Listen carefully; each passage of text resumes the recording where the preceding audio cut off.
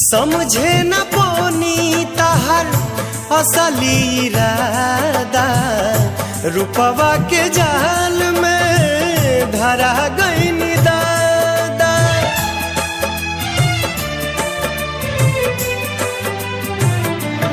ओ समझे न पोनी तहर असली इरादा, रूपवा के जाल में धरा गईन दादा।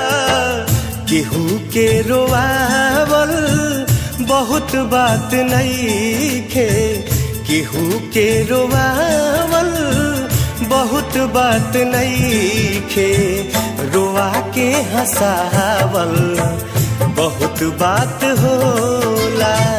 सनहिया लगावल बहुत बात नइखे, नजरिया